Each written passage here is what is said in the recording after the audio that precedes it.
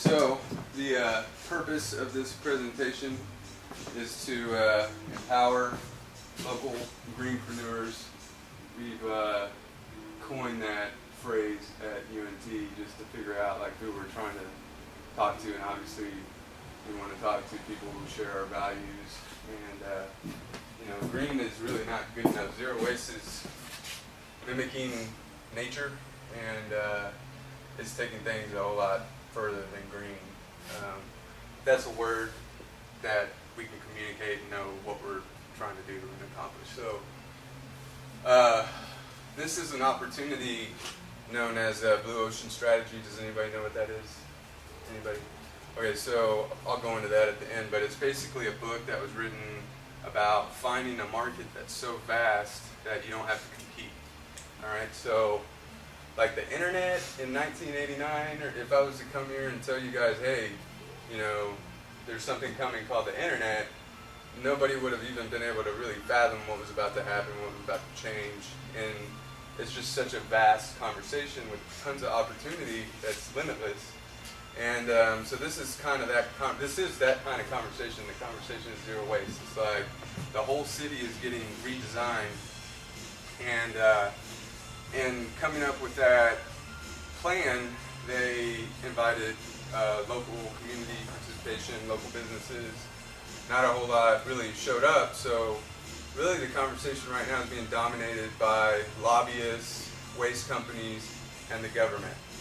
And what's needed is local businesses to participate in order to get the jobs, because zero waste creates a whole lot of jobs. Like as far as Obama wanting to know what to do with the economy, it's basically zero waste and incubators, which is my conversation right now during Rise Week. There's a whole bunch of accelerators and incubators, and accelerators a type of incubator.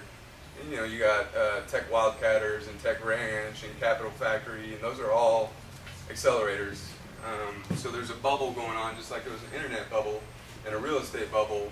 It's like we have an accelerated bubble happening because they create lots of jobs, create lots of economics, and but they're not really making the connection of accelerating zero waste.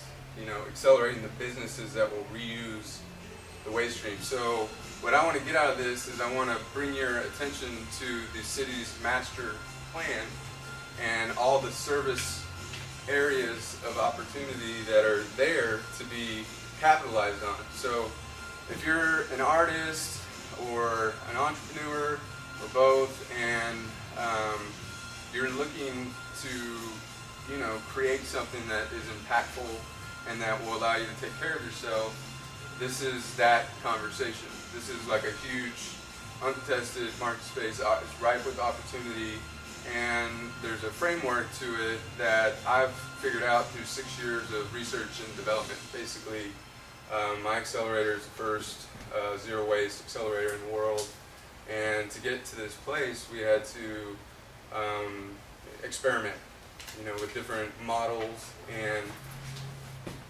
so is there anything that you guys want to get out of this conversation that I haven't brought up based on the purpose of this meeting? No? Okay. So I'll go to the next slide. All right, so the current situation is in Austin is you've got tons of artists. A lot of them are starving, and me being an artist and having lived in Austin for many years, I understand a lot about the dynamics that are here. And besides the starving artists, there's also a very highly educated workforce here that is really, they're doing waiting tables or just not doing their full potential. They went and got overeducated, can't find a job. Austin's got 150 people coming in a day. I think that's the number. And so, we got to figure out how to employ all these people. And again, this is an opportunity to, direct all that energy into a place that's needed, that the city's looking for, and that's, uncontested market space to capitalize on. So that's why I call it bringing the economics to art, because in the fashion industry, they're now on the runway wearing trash bags, and jewelry makers are making stuff out of bottle caps. Artists are making, things out of trash, and this is just like a whole. It's what's hot, and it's getting hotter because that conversation creates jobs.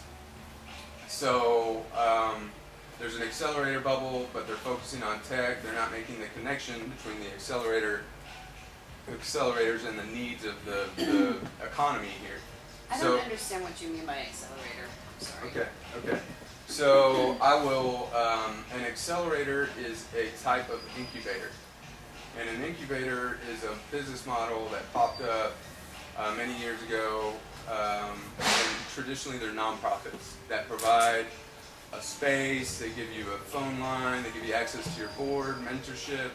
And an accelerator is just like a faster incubator. And what accelerators typically do is they give you like an infusion of capital, like 25 grand, and if you have like an app or something, like because most of these incubators or accelerators are focusing on tech. So like Dropbox was incubated, as an example. And so they give you like 25 grand and say, hey, develop a demo, and then you have mentors and all these people helping you design a business plan and, just doing things by the book. So when I started my business, I was like, hey, I want to help people, I want to do something green. I looked for an incubator to help me, and I couldn't find one. It didn't exist. So I was like, I guess I know what I have to do. I'm going to just build what I need. And they couldn't help me because I didn't have a tech. So it just made me realize there's all these service areas. The restaurant industry is now incubators are starting to focus on food incubators, and that's starting to happen. But the conversation of incubating the companies that will reuse the waste stream is the holy grail.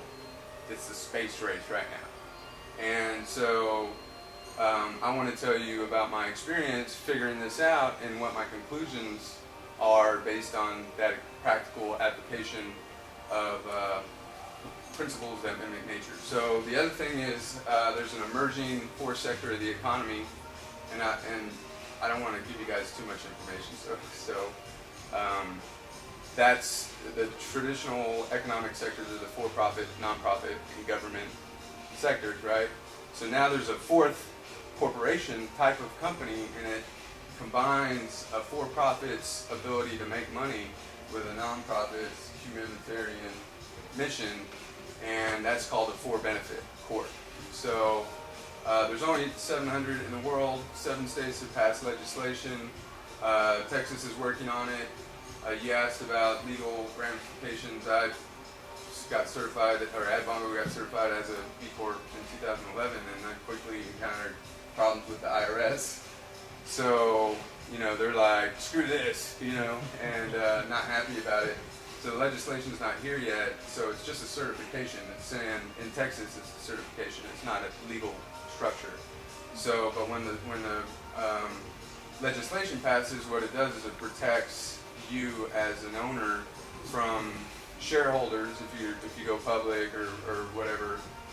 It protects you for considering stakeholders. So most of the time, for profit, you have shareholders, and all the decisions are made to make more money. They only measure profit, and these 4 benefits measure a triple bottom line, people, planet, profit, and the legislation protects the stakeholders. The stakeholders when they consider protects the shareholders, the owners from the shareholders when they're considering stakeholders. So, sorry, that was a drink of water needed. So that's legislation that's going on right now for B Corps in the state of Texas. Is that what you're talking about? It's coming. Yeah, there's lots of people lobbying for it, and it's on the radar for sure. So it's kind of like a certification, like organic certification right now. B Corps are, right? And all the other states and countries that have B Corps that don't have the legislation yet, but 7 states have the legislation already. Oh, okay. So it's like getting passed. What are some of the states that I couldn't answer that question right now. So the only one that matters to me is Texas. How far along is it here? Does it look promising? I would say in the next year or two. Next year or two? Yeah, it's definitely happening.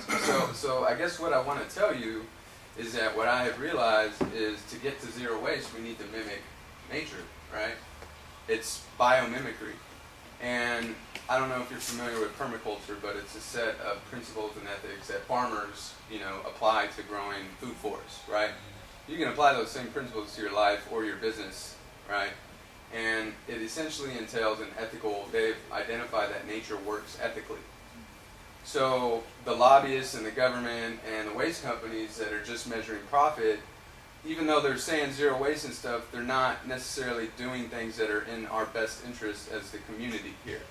They're a lot of times trying to steal resources. Like in Dallas, they're passing zero waste thanks to our beneficial activities up there, but the city ran away and tried to pass an ordinance called flow control, which steals the flow.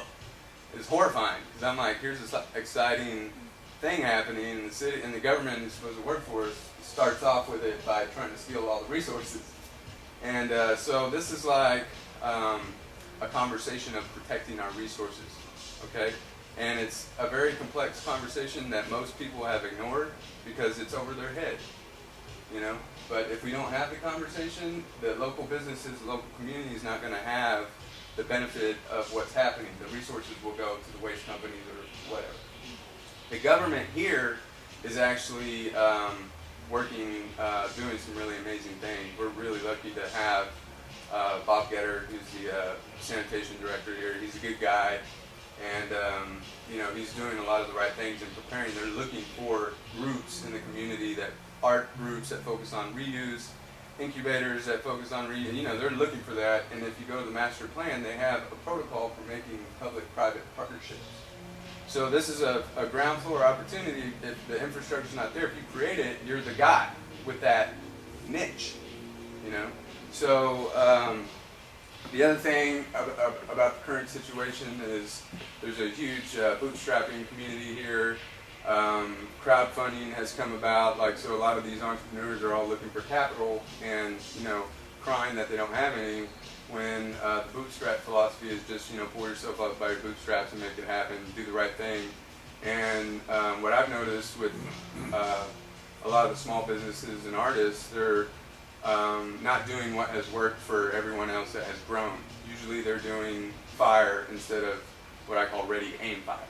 They're just firing, trying to survive. I call it shotgun approach. So having a plan based on uncontested market space, doing market research, that's the way to go in regards to capitalizing on what's happening.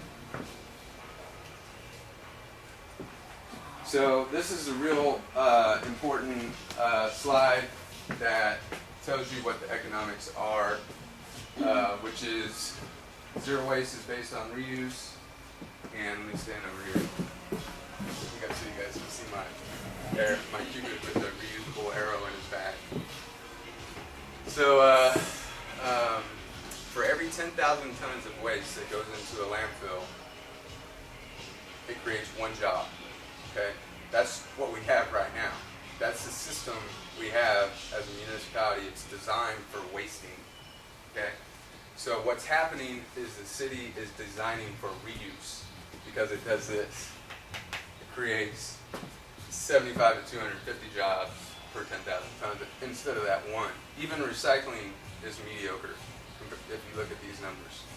So this is a really powerful conversation, and this is how we can build our country back, if you ask me. This is how I know it. This is what's happening globally. Cities like Buenos Aires, LA, New York, Austin, Dallas are all going zero waste. Companies like Apple, Toyota, Pillsbury, Xerox are all going zero waste. And the way that you go zero waste is you set the goal. That's it. You set the goal and then you start working towards it. It might take 20 years, it might take 40 years, but you set the goal and then you start working towards it. So, here I've got a reusable water container instead of a plastic bottle. And usually I have a folder to show stuff instead of printing out brochures, and I forgot it. But so there's little things that you can do to start moving in this direction. It takes a while. That's why the practical application is important. Here's some examples of reuse. There's a little dog made from plastic, crap, and bottles, and a table and a Darth Vader helmet made out of old circuit boards. So, as far as an incubator, you asked about an incubator. This is the economics of incubators. They create 20 times more jobs than other public infrastructure projects. So what you have is you have the municipality that's got an economic development office, and they're going, oh, we want to create jobs. We want to brag about, how much we're contributing to the economy. And so they go, let's build a road or a bridge. Or they go, let's bring in Coca-Cola, and they're going to build a factory and it'll create 200 jobs. And the reality is a road or a bridge creates about 2 jobs.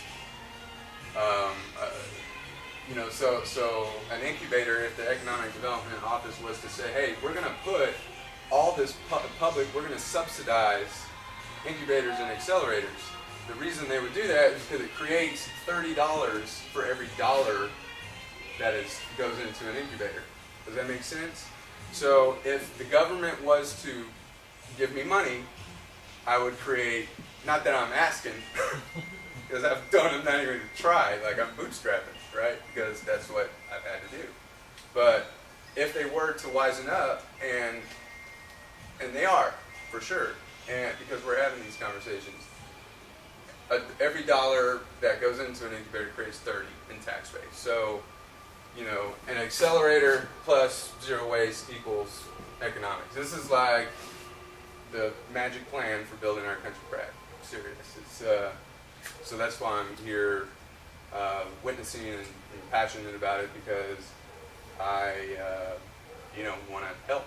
So, and I have a B Corp, right? So this is how I can benefit my community and the planet by teaching people this, and because it's the Holy Grail, and it's also a space race.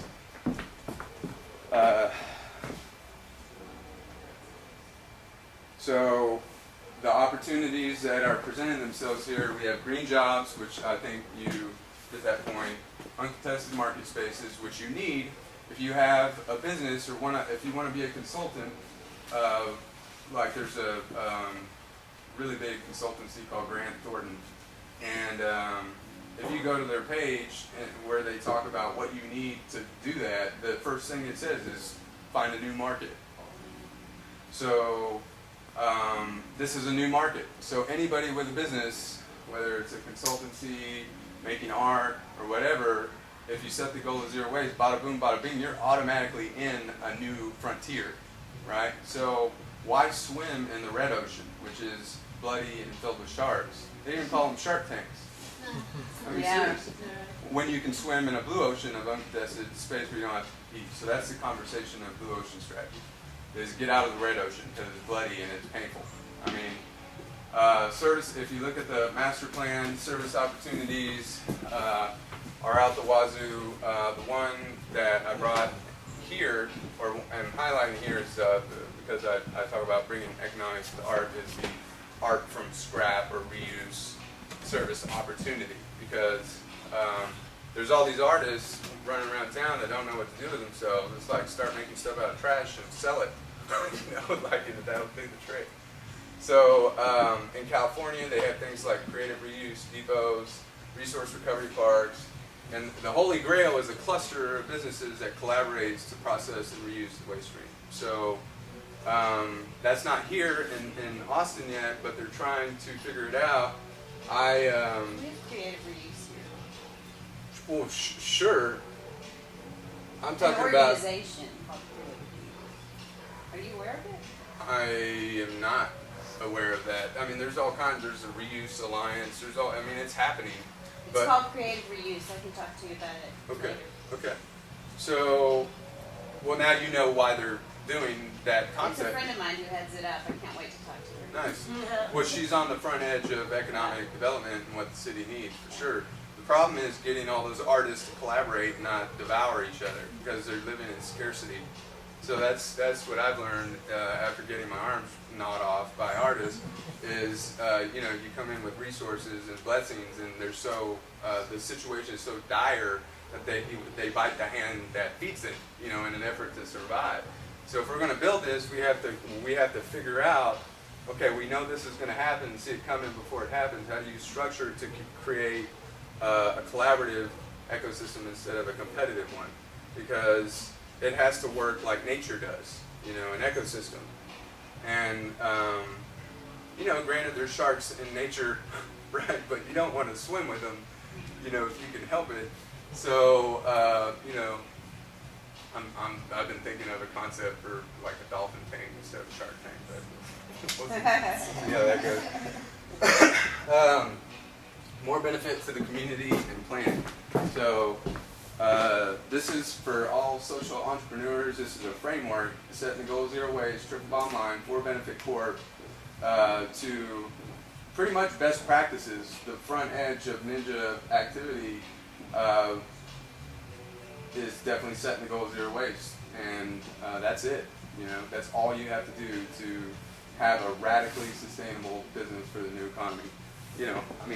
I say that's all you have to do. It's obviously more complex than that, but that's where you start.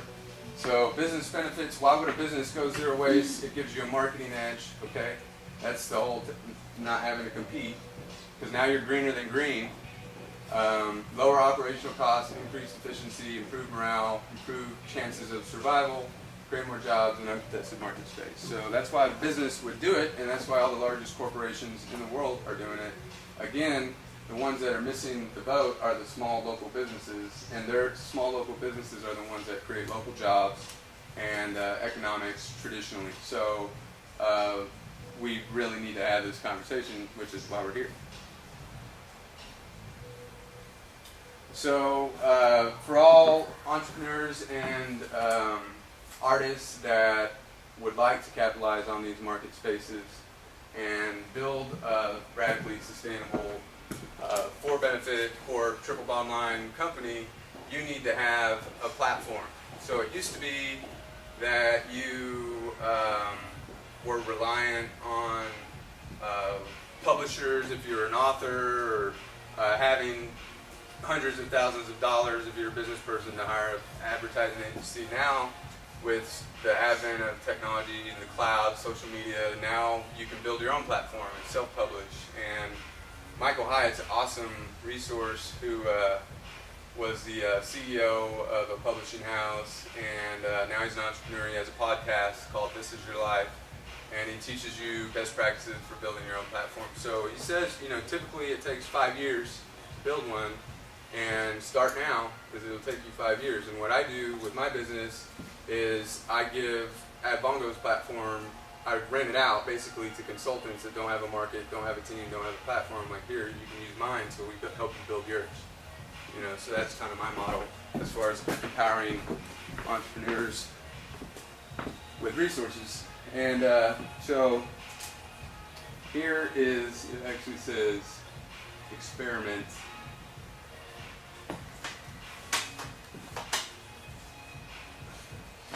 Warehouse Ecosystem 1. So here I am in 2009, and I joined the city's Zero Waste Initiative in 2008 and learned, what they need. And I thought, well, hell, I've got all these other businesses, and we can all share our resources and get a warehouse, and it'll be fun. And it was basically, I would call it a music production, an event production ecosystem.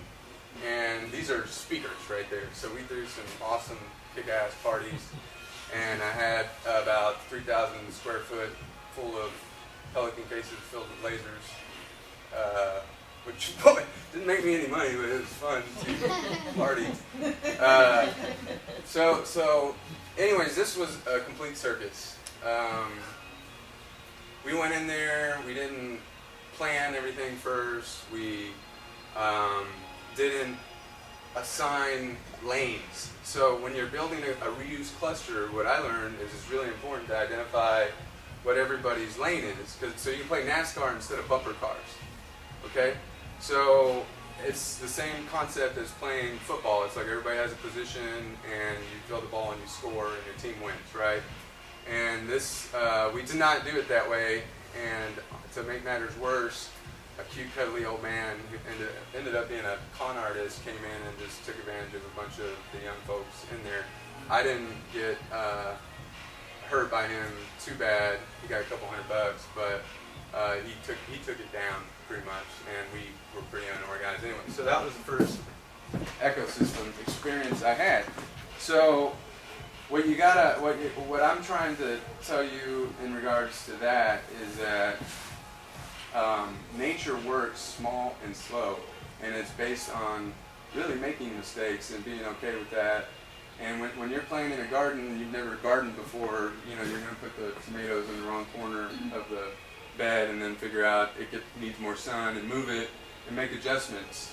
So when I say experiments, that's because to get to the new economy, we had to screw up for thousands of years and do it wrong and create waste before we knew it was bad to waste. And so that's why I'm proudly displaying massive failure. Yeah. So here is another warehouse ecosystem that right here. This was in 2010, so I left that warehouse and I was like, okay, we got another one. And a bunch of local entrepreneurs, DJ Manny, who's got voted best DJ in Austin, and this nonprofit, Austin Art Music Partnership, and a couple other components. We all came into here, and I had an agreement. I was highly structured, and I threw the kitchen sink at it. I brought everything I had, even a metal shop and a wood shop, and we fixed up the warehouse and built walls, and I got on my hands and knees and scrubbed offices. Didn't have nothing to do with business development. It was just me wanting to create something.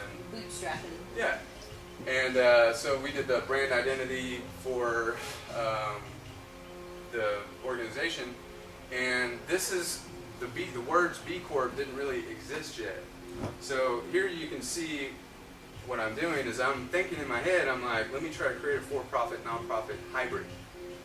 And when the B Corp came out, I almost crapped my pants because it was happening, and I had somehow been working on it. It turns out, and so this ecosystem failed as well. I really did a good job and threw everything I had at it, but I failed to create alignment with my team, and I would say I got hijacked. I got totally hijacked, and my resources taken. And the people that are here now don't have anything to do with that. They're not. This is a whole other group. And you can see the fruits of the energy that got put into it, because this is working as a co-op now, but I don't get to take credit for that. My co-op exploded. But this is just a place that I worked on this ecosystem conversation, and I was really surprised. You wouldn't have thought to do the right things to create a brand identity tag, and stuff just starts really taking up and going full gear, and people just lose their minds because there's power involved, there's all kinds of other things, and so they kind of cannibalized the resources, the gas pedal, basically, and so it failed quickly 6 months after they kicked us out. So that's that case study. So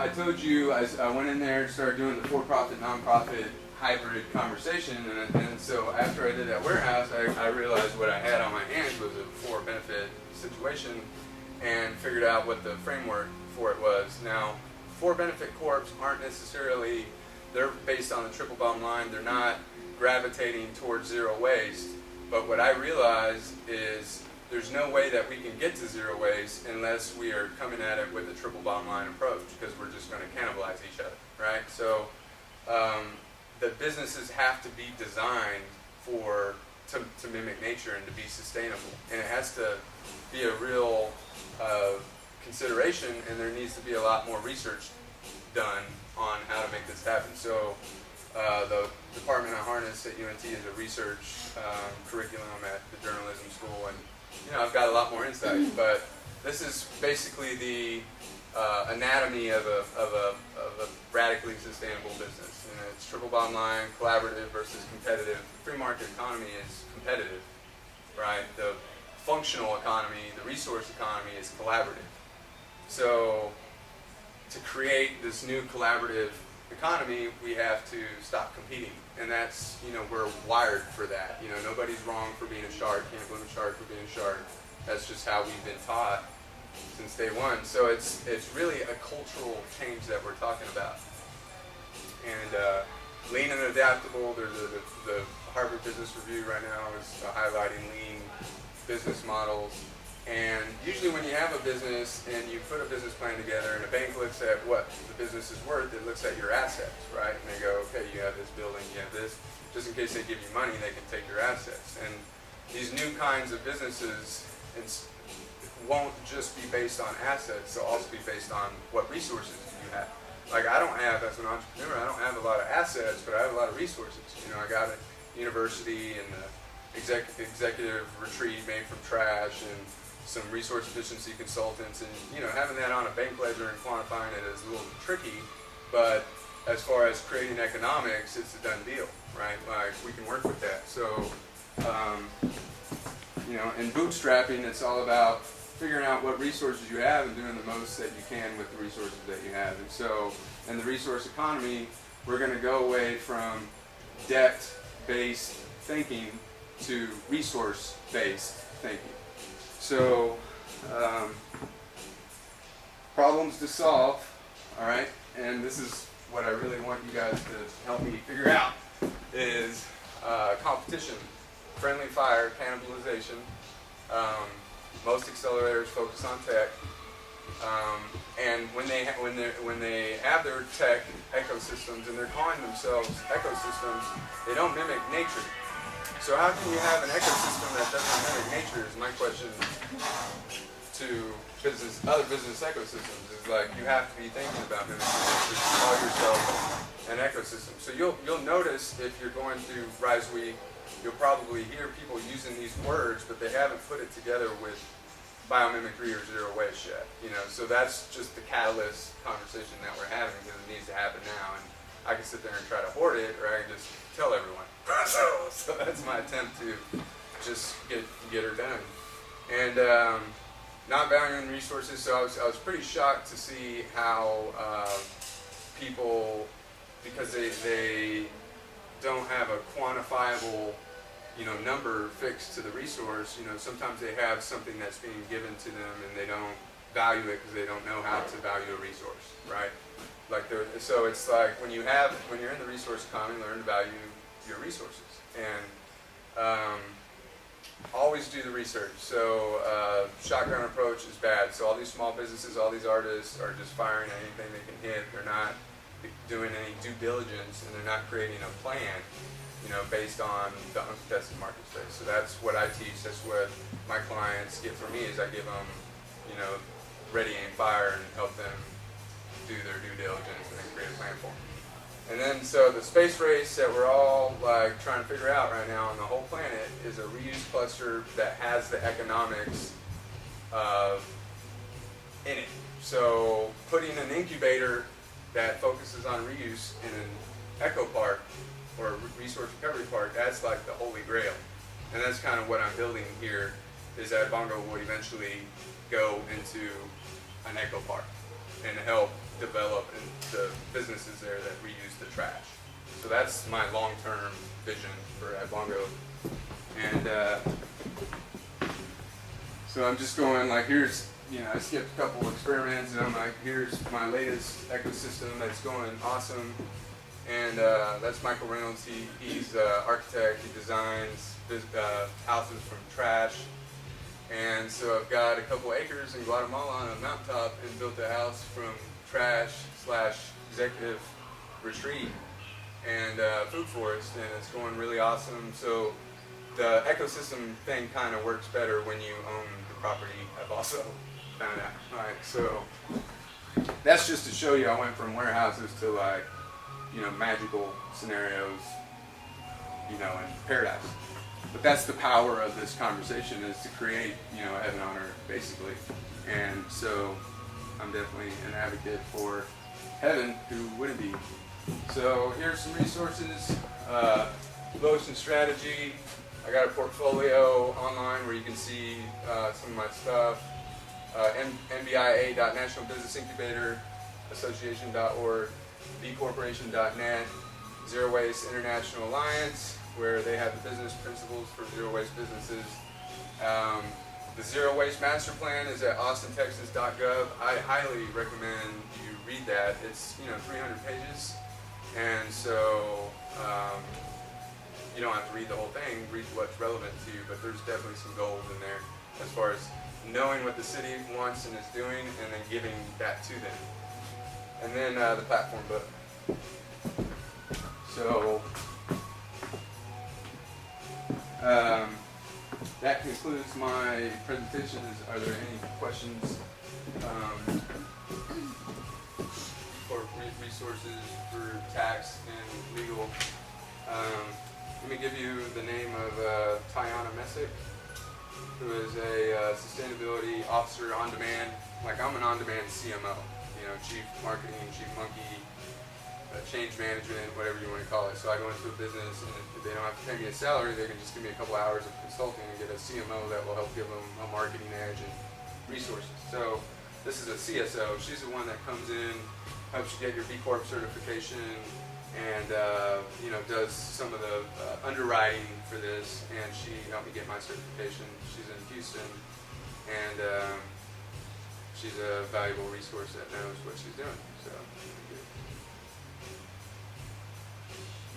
Does anybody else want a B Corp consultant? Yeah.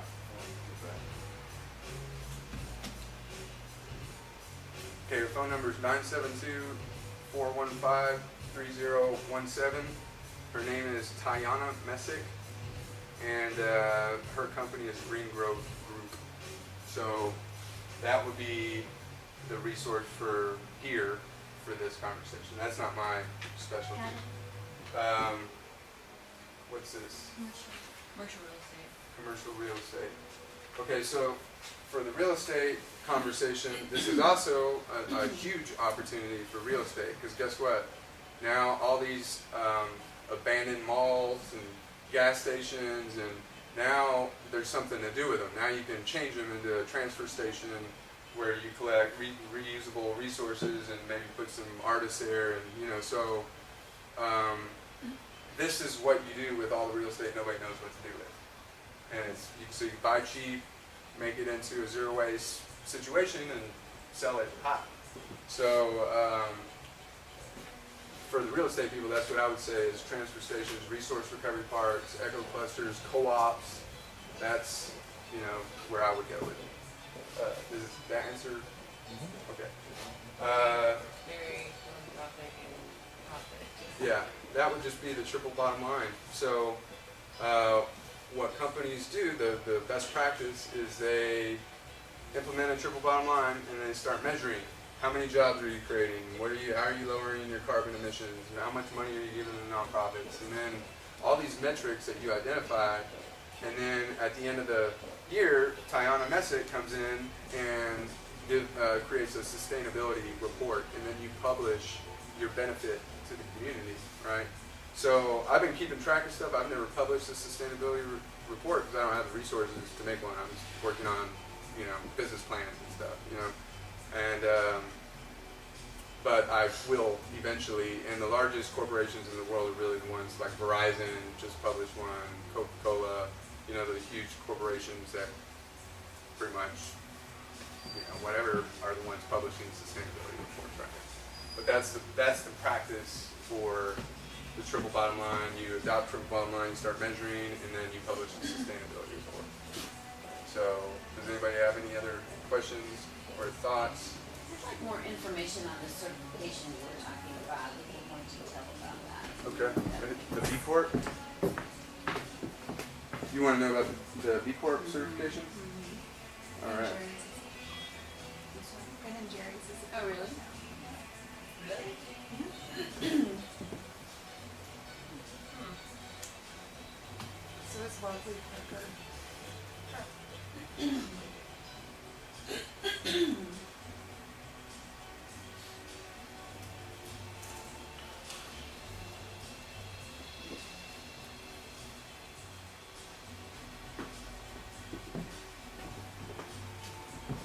that's it. There you go. So, yeah, now I think Tech Ranch is another accelerator down. I think they're a benefit corp now. So, I mean, this is happening. The incubators are figuring out to become benefit corps. They're still pretty much focusing on tech, but they do have a lot of social good projects going. They're doing social good Shark Tanks, which kind of like they shouldn't go together, but you know, I'll let them figure that one out. So, and that's, you know, I'm just not my area of expertise. But so this is really exciting. There is a new economy popping up. There's businesses that there's a framework for how they should roll. The zero waste gun is a way to tie this to what the city wants. All right, like the municipalities are going zero waste because it creates a whole lot of economics and jobs, and it's really awesome because there's like Occupy Austin, there's these people that want Zeitgeist, and there's people that want this new economy. They don't realize the city's already doing it.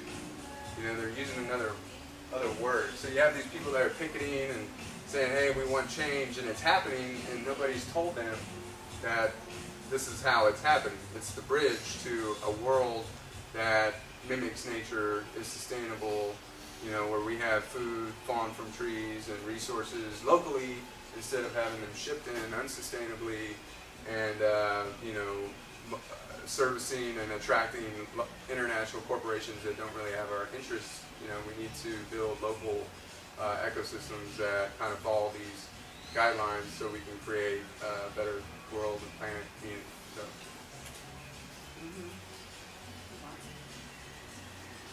So it seems to me like one of the biggest missing factors here is just education of like everybody, Yeah.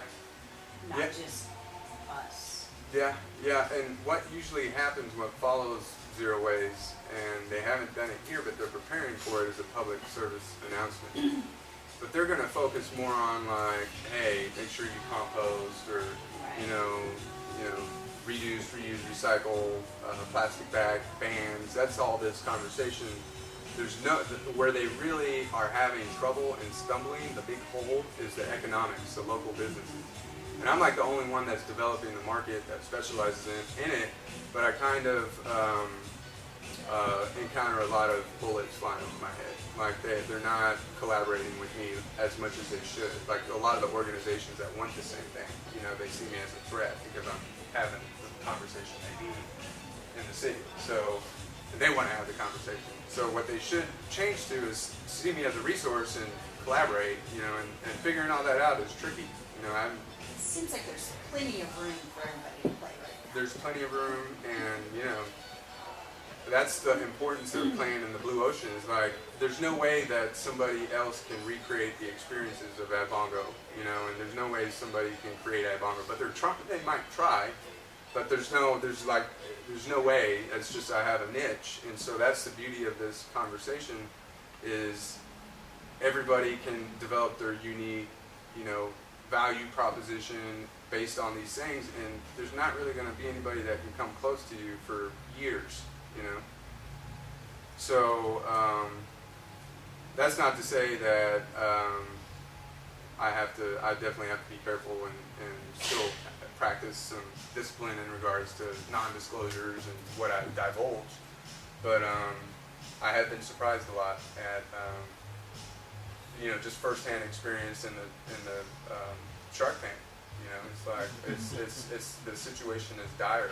You know, and this is like the map for sustainability, like at a level that's not mediocre. You know, so the whole green conversation is mediocre. Zero waste is not. So So how do you decide what you're going to divulge in a collaboration and what you're not going to divulge? I find that kind of fascinating.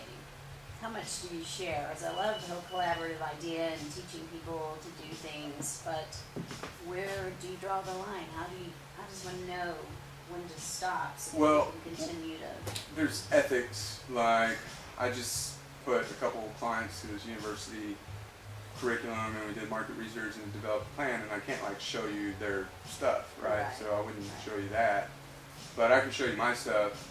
And there is a movement like in the incubator and accelerator worlds. They have these infrastructures that are based on patenting and copywriting things and having intellectual property. And the other coin of that is the open source movement. Mm-hmm. So I kind of go away from the patenting, conversation and move more towards the open source. Like, this is important information, why would I hoard it? So, but at the same time, I want to be, I'm a small business owner. I gotta feed people and myself and my kids, and to when somebody takes me down, it's hard not to get pissed. And I've been taken down a couple times by very surprising situations that were important to my awareness of how to roll in the future. So it's all necessary, and necessary beatings that I just feel like Kevin Bacon and what's that college movie, National Lampoon, Animal House, where he's like getting whooped and the fraternity's like, please sir, can I have another? That's kind of how I feel at this point. Like, just give it to me. It's just making me stronger. So. But it can be heartbreaking. Like to come back into this warehouse, I haven't been here in years. It's like closure for me because I got my heart broken. So that's what's up. And if you guys have any more conversations, what I'm supposed to facilitate at this point is a group discussion which we're having. I got one little video that's like 30 seconds that I'd love to show as a closing. But if anybody has more questions, I'll take those.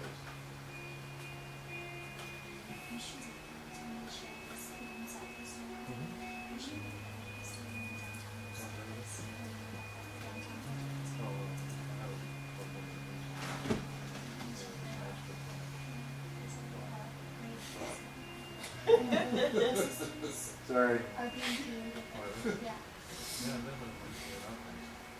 And now we're going to read Jax's emails. Open source. Yep. Transparent. It's fine.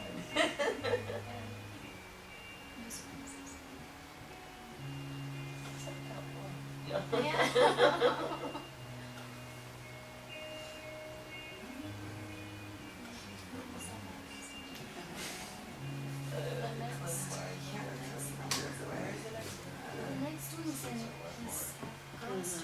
I swear, I want somebody to create an app that it's like, if your email is not 100, if it's not Twitter length, if it's not 140 characters or less, it sends it back to you and said, make it shorter, make every word important, and like, start over. I just want people to tell me it's Concise as possible. yeah, and it's few words, just the important stuff.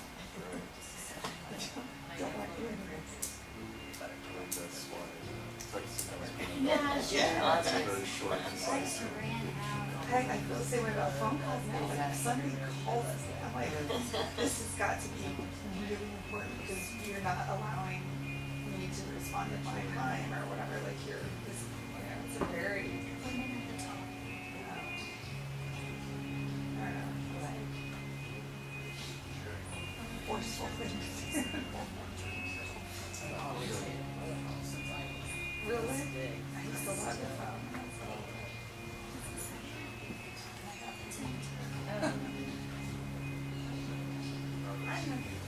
Don't take it out.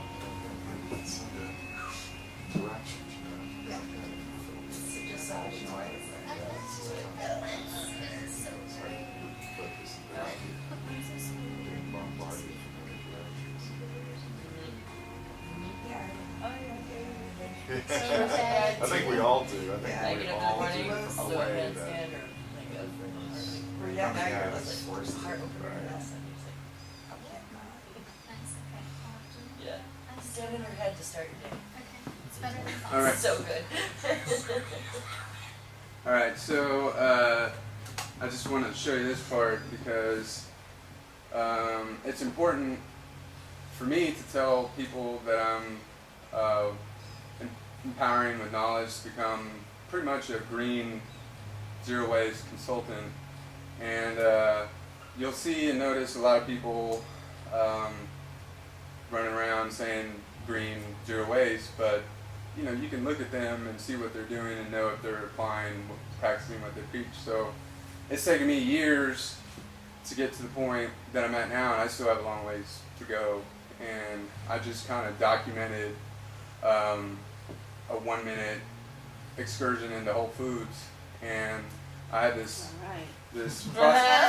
I have this history of going in there and getting juice, because they have a juicer, and then getting some sushi, and that's kind of my routine, and they just give me a bunch of waste. So I figured out how to get that waste down, and I just want to show you this video really fast. Might be hard to hear, but you'll get the idea.